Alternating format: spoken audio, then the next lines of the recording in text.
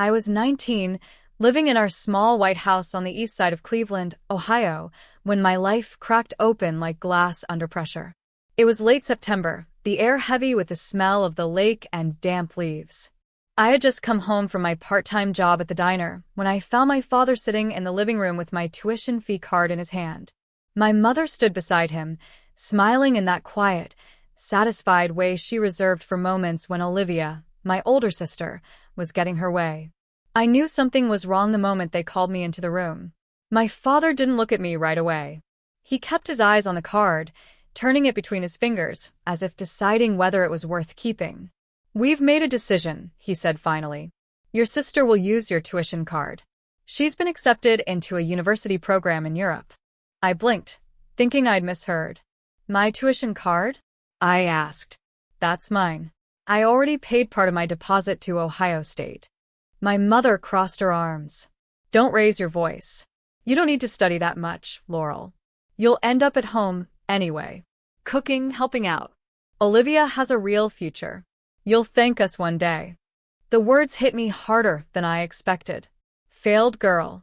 That was the phrase she used again and again, as if my worth began and ended in the kitchen. I'd always known I wasn't their favorite. Olivia was the golden one, the daughter who played piano and wore pearls. I was the one who fixed the broken faucet and worked nights to pay for my books. But this was theft wrapped in family love. I stood there trying to breathe, trying to speak. My father finally looked up, his eyes cold. "You'll stay here," he said. "Help your mother. You're not going to waste money pretending to be something you're not." Then he turned away, dismissing me as though I were a child again. Something inside me broke that night, but not in the way they thought. I packed a small suitcase quietly while everyone slept. 2 pairs of jeans. 1 black blazer I'd found in a thrift shop. My old laptop took 5 minutes to start. I didn't know where I was going, only that I couldn't stay. I left a note on the kitchen table. Short, polite, and final. "I love you, but I can't live like this anymore. I'll make my own way." I caught the last bus downtown with $32 in my pocket. The city looked different at night, colder but freer. I spent 3 nights in a women's shelter, lying awake under thin blankets, staring at the ceiling and planning a future that didn't exist yet. On the 4th morning, I saw a sign outside a co-working space. "Day passes, $10." I spent my last $10 and walked in. The room smelled of coffee and determination. People sat with headphones on, typing fast, whispering over projects that seemed important. I sat at a long wooden table and opened my slow, wheezing laptop. For hours, I searched freelance boards and small business listings. By luck, I found a post from a bakery owner who wanted a simple website. I sent her a message offering to do it for $80. She replied within an hour. That day, I built my first website. It was rough, pink, and full of mistakes, but it worked. When she paid me in cash that evening, I nearly cried. $80. I kept 20 for food and bought a used prepaid phone for 60. For the first time, money I earned with my own mind sat warm in my hand. I found a room for rent in a brick house near Lake Erie for $400 a month. The windows rattled when the wind blew, and the radiator hissed all night. I slept in a hoodie and woke before sunrise every day. I watched free web tutorials on an old cracked screen and sent cold emails to cafes, salons, and plumbers. Some ignored me, but a few said yes. $200 for a one-page site. $300 for an online store. I kept a notebook where I wrote every dollar, income on the left, expenses on the right. At the top of each page, I wrote the same rule. No debt that I can't pay in 30 days. Winter in Cleveland was cruel, but I survived it. I learned to fix the heater, cook cheap soups, and design until my eyes hurt. I named my small business Laurel Street Studio after the street where I lived. There was a laurel tree in the yard, old and stubborn, that stayed green even under snow. I liked that. It reminded me that I could keep standing, too. By the end of the first year, I had 12 paying clients. A local realtor asked me to create a property site that accepted online payments. I didn't know how to do it, but I said yes. I spent 3 sleepless nights learning. When she paid me $1,200, I split it carefully. $600 to savings, $300 for rent, $200 for new software, and $100 for groceries. I felt rich, not because of the number, but because I had made it myself. I started to grow quite confident, the kind that doesn't need proof. Every time I looked out at the lake, I promised myself that I'd never let anyone decide my future again. My parents hadn't just taken my tuition card, they had taken my belief that I was worth investing in. So, I decided to invest in myself. By my second year, I was making enough to move into a small apartment closer to downtown. It cost $850 a month, and I furnished it with thrift store finds, a navy couch, a chipped coffee table, and a desk by the window where I could watch the snow fall while I worked. I painted the walls pale blue. My landlord, an old man named Mr. Jenkins, said it looked like a sky inside a room. I smiled. Maybe that's what I needed, a sky of my own. Sometimes, late at night, I'd think about home. I'd picture my parents at dinner, Olivia talking about her new classes, my mother nodding proudly. I wondered if they ever thought of me. But each time, I reminded myself that I wasn't a shadow left behind. I was building something real. The next spring, one of my sites was featured in a small local magazine for women entrepreneurs. They called me a self-taught web designer from Cleveland building digital doors for small businesses. When I read that line, I laughed and cried all at once. I printed the article and pinned it to my wall. I didn't know it then, but that little article would change everything. Within weeks, more clients came. I started turning away projects because I couldn't handle them all. I hired a part-time assistant, a college student named Mariah, who helped with calls and invoices. She worked hard and smiled often, and I paid her $15 an hour, the first paycheck I ever signed as a business owner. One evening, I walked home from a meeting as the city lights flickered on. My hands were cold, but my heart was warm. For the first time in my life, I wasn't running from anything. I was walking toward something, my own life, my own name, my own future. That night, I stood by my window, looking at the snow falling outside. My reflection stared back at me, older, sharper, calmer. I whispered to myself, "You made it through the storm." I didn't know what would come next, Chicago, the townhouse, the millions, but I knew one thing for sure. The girl who walked out of that White House in Cleveland was never coming back. 2 years after I left home, I packed my life into 2 suitcases and drove from Cleveland to Chicago. I remember crossing the bridge that opened into the skyline, the tall towers, the steady wind, the lake glinting like steel. I wanted a bigger sky, a louder dream. Cleveland had given me roots, but Chicago was going to give me wings. I told myself that out there, in that busy city full of noise and ambition, I would find my next beginning. I rented a desk at a startup hub downtown for $150 a month.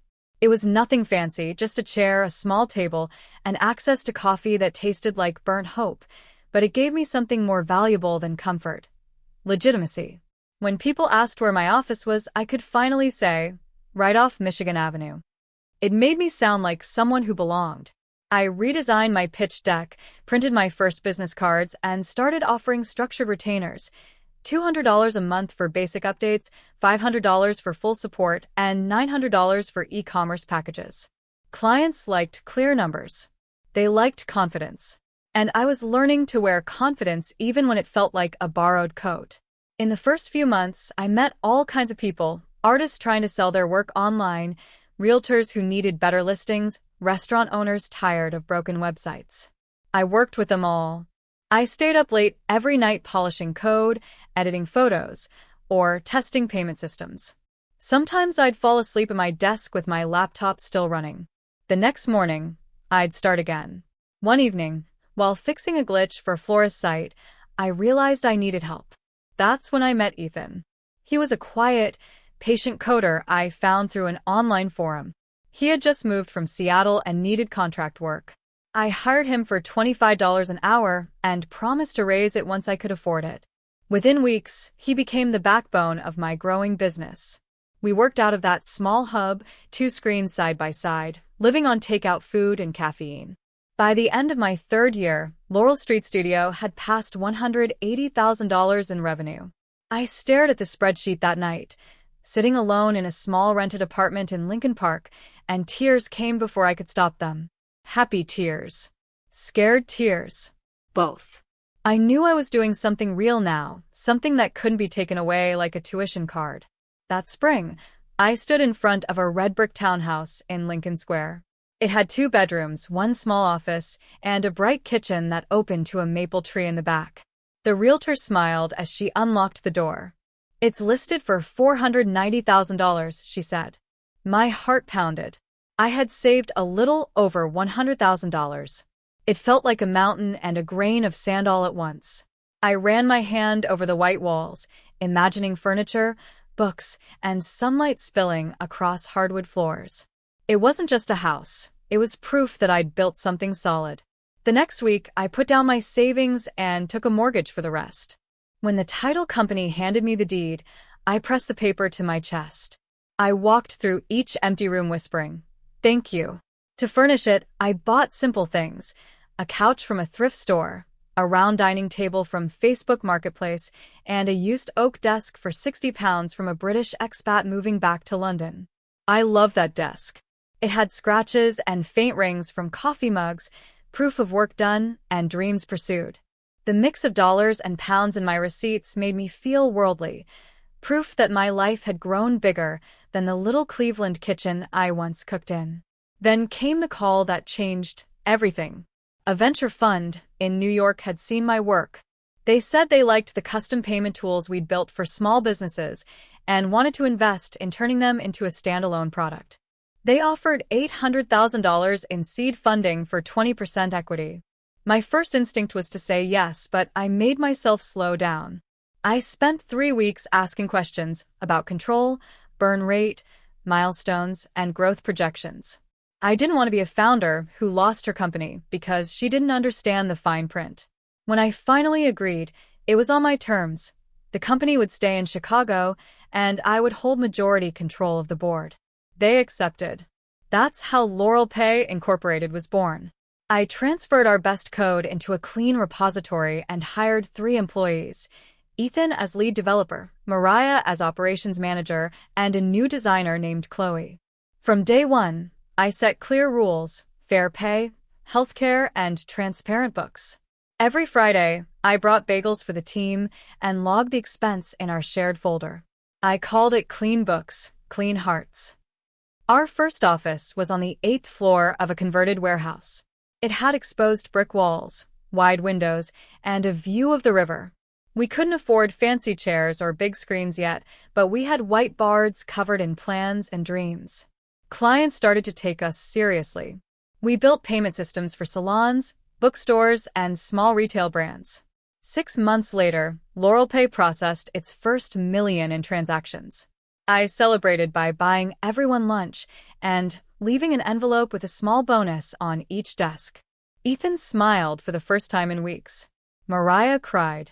I didn't tell them that after payroll and rent, I only had $2,000 left in the bank. In our 5th year, things exploded. We signed a 3-year deal with a national salon chain worth $1.6 million. It was our biggest contract yet. I learned to fly, literally. I took short flights to Boston, New York, and Minneapolis to meet clients, sometimes sleeping on cheap hotel pillows and waking before dawn to close another deal. Each time I landed back in Chicago, I'd walk into my red brick townhouse and feel an ache of gratitude. Every detail in that house reminded me of how far I'd come. The blue folder that held my deed, the oak desk by the window, the framed article from the local magazine that had once called me a self-taught designer from Cleveland. Sometimes, on quiet nights, I'd sit in that office with the city lights flickering outside and think about my parents. I'd wonder if they knew what I'd become. If they'd ever guessed that the daughter they called a failure was signing contracts worth millions. I used to imagine walking into that old house again, holding my own deed, and telling them that I built this life from nothing. But then I'd remind myself that I didn't need to prove anything. My life already spoke for itself. I kept a simple phrase pinned to my corkboard: earn it, keep it, grow it. It became my compass. By the end of my 5th year, Laurel Pay had generated $1.6 million in revenue and broken even. We had 12 employees, 2 interns, and dozens of clients across the country. When I looked out from my office window one evening, the lake looked like silver glass under the sunset. I whispered to myself, "You did it." I didn't know that life was about to circle back, that the same people who called me a failure would one day walk into this glass office looking for help. But that was still ahead. For now, I had my keys, my house, my company, my freedom, and I was finally learning how to use them. 10 years had passed since I walked out of that White House in Cleveland. I was 30 now, the CEO of Laurel Pay Incorporated, with an office on the 22nd floor of a glass tower in downtown Chicago. The city spread beneath me like a promise kept, Lake Michigan gleaming in the distance, traffic weaving through the loop, and sunlight spilling across my desk. That morning, my team was celebrating a milestone, a 3-year, $6 million contract with a major Midwest retail group. We had built something real, something that worked. The office was buzzing with laughter and the faint smell of coffee. Someone had ordered a cake shaped like our company logo, with a bold blue number 6 on top. I tried to wave off the attention, telling them not to make a fuss, but inside, I was glowing. Every late night, every risk, every sleepless hour, it had all led to this. Then, the receptionist called my extension.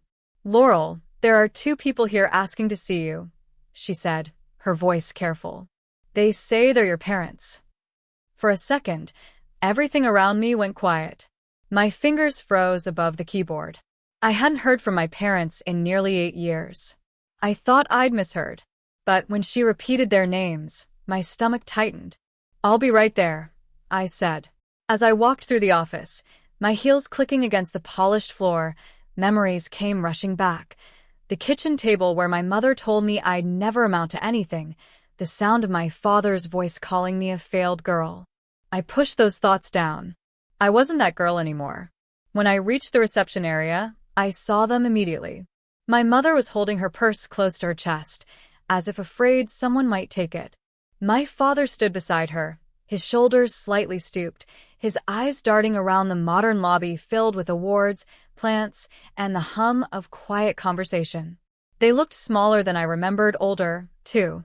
"Hello," I said evenly. My mother smiled, though her lips trembled. "Laurel, it's been a long time. You look successful." I nodded. "Come in. We can talk in the conference room." The receptionist offered to bring coffee, and I said yes. I led my parents down the glass corridor, past the wall of framed press clippings and client photos. I caught my reflection in the glass door. Steady posture, calm eyes, the kind of composure I'd once dreamed of having. We sat down in the conference room, overlooking the skyline. My mother was the first to speak. "Olivia is back from Europe," she said. "She finished her degree, but things haven't gone as planned." I said nothing. She continued, twisting her hands. "She's having a hard time finding work. We heard you've done very well for yourself. You have employees, an office, and real clients. We thought maybe you could help her. Families should help each other." My father finally looked up, his expression guarded. "Your sister's smart, Laurel. She just needs a chance. You owe it to the family to help her." The word "oh" hit me like cold water. I leaned back, studying them quietly. They were sitting under a soft beam of sunlight that made their faces look fragile. My mother's hands were thinner than I remembered. My father's hair was grayer. Time had done its work. But so had I. I reached for the blue folder I kept in my bag, the one that held pieces of my life story. I opened it and laid 3 documents on the glass table: the deed to my townhouse, the Series A investment term sheet, and a recent bank statement showing over $9 million in company reserves. My mother's mouth fell open slightly. My father blinked, his jaw tightening. The sound of the city filtered faintly through the window, the rush of cars, the hum of air conditioning, the steady rhythm of life that kept moving forward even when people didn't. The receptionist entered with 3 cups of coffee, set them down, and left quickly. My mother reached for her cup, but didn't drink. "You built all this?" she asked finally. "Yes," I said. "From nothing." I told them the story they'd never cared to hear: the $10 co-working pass, the first $80 website, the nights in the freezing room with a hissing radiator. I told them about the clients who took a chance on me, the notebook where I tracked every dollar, and the years it took to reach this point.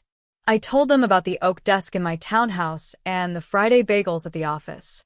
Every word was calm, not angry, just true. My mother tried to smile, her eyes flicking between the papers. Well, all parents say harsh things sometimes. We just wanted what was best for you. We didn't know. You knew, I said gently. You knew exactly what you said. You told me I was a failure. You told me to sit at home and cook while you gave my education to someone else. My father shifted uncomfortably. We don't need to dwell on the past. What matters now is family. Olivia needs help. You can change her life. I folded my hands on the table. I'm not in the business of changing lives that don't want to work for it, but I'm willing to be fair. I reached into the folder again and slid a paper across the table, a printed job description. Junior support analyst, I said. Salary, $42,000 per year. Full benefits, a 3-month training program, and performance reviews every quarter. She can apply like everyone else. If she earns it, she'll get the job. If not, she won't.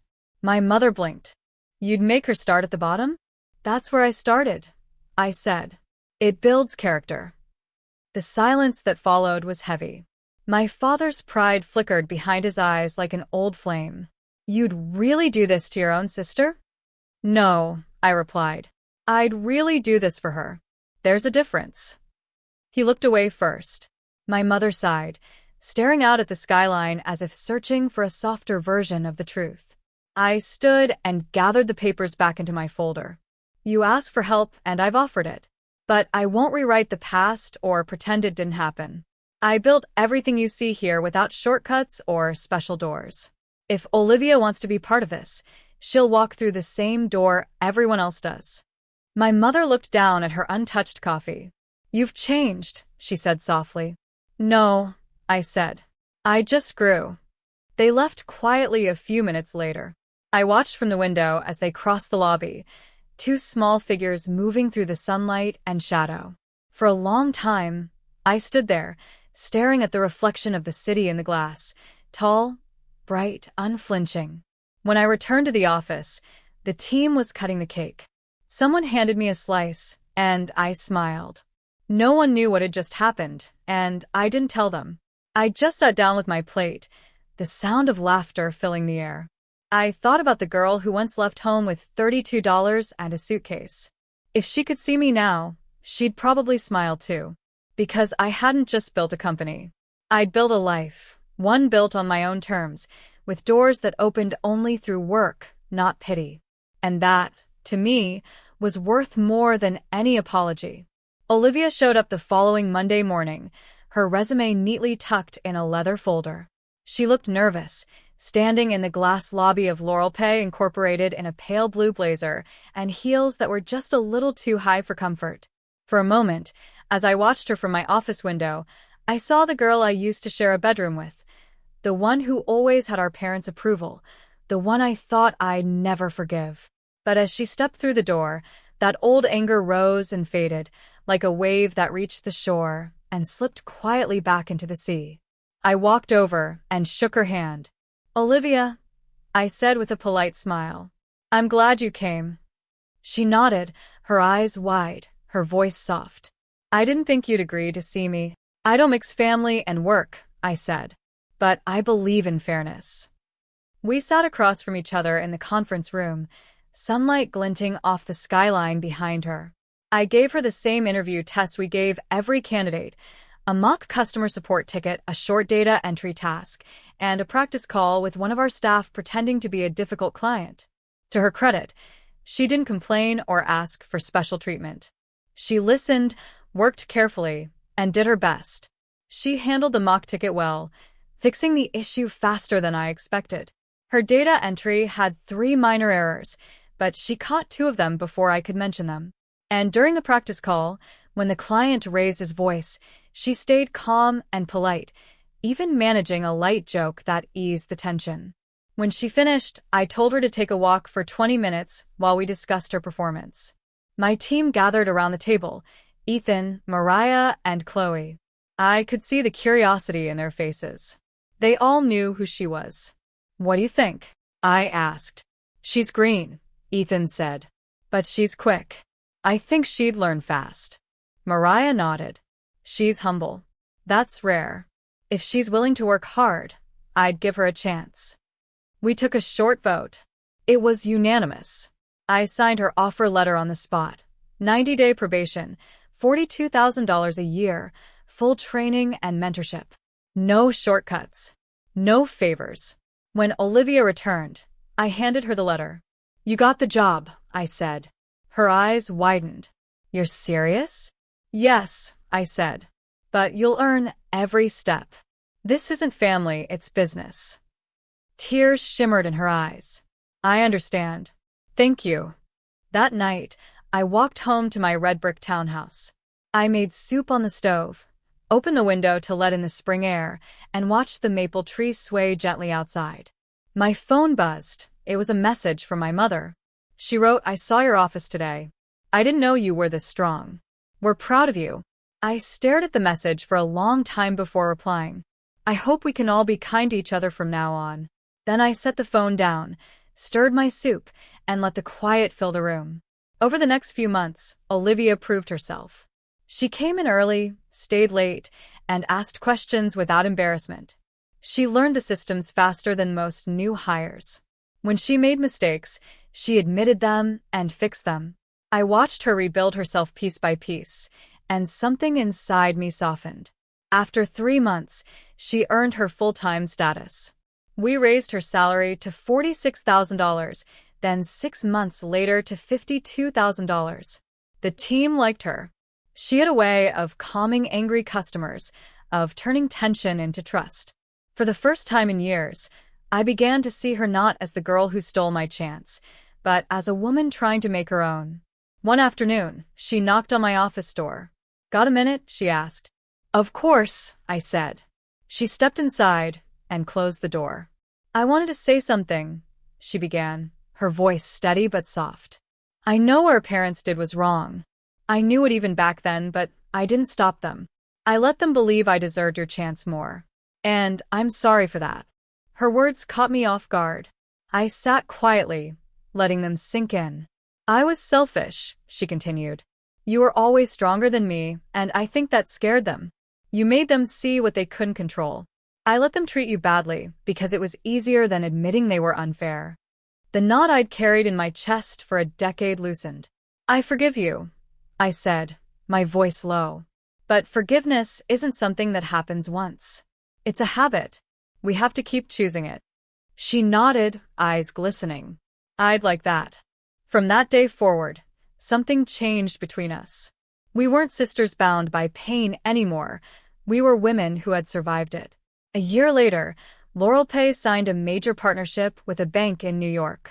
The deal was worth $3.5 million upfront, plus quarterly revenue shares. It was our biggest win yet. The team celebrated with champagne, laughter, and music echoing through the office late into the night. I watched them all dance, and for once, I didn't feel the need to lead. I just let myself be part of it. With the bonus from the deal, I bought a lake house in Wisconsin, 3 bedrooms, a wide deck, and a view of the water that shimmered like glass at sunrise. The price was $380,000, paid in cash. I kept the deed in the same blue folder where I stored every milestone that had shaped my life. The first morning there, I brewed coffee and stepped out onto the deck. Mist floated over the lake. Birds called softly through the trees. I thought of the 19-year-old girl who'd left home with a small suitcase and $32. I thought of the $10 co-working pass, the freezing radiator, and the first client who trusted me. I thought of the moment my parents walked into my office expecting the same girl they'd once dismissed, and found a woman who no longer needed their approval. That morning, standing by the water, I realized something simple and powerful. My success wasn't revenge. It was freedom. When people ask me what changed my life, I don't talk about luck or money. I talk about numbers that told the truth, clean books that reflected hard work, and decisions made with a clear heart. I talk about saying no to what hurt, yes to what built, and trusting myself even when no one else did. I've learned that real strength isn't loud. It's steady. It's the courage to build, to forgive, to open doors without fear they'll close again. Before heading back inside, I looked out over the lake one more time. The water was calm, the sky pale gold. I whispered a quiet thank you to the past that tested me, the pain that sharpened me, and the people who, in their own cruel way, taught me what I never wanted to become. That was the day I finally stopped trying to be the daughter they had imagined. I became the woman I needed to be, the one who chose not to return to the house that broke her, but to build homes of her own, one in Chicago, one by the lake, and one inside herself that no one could ever take away.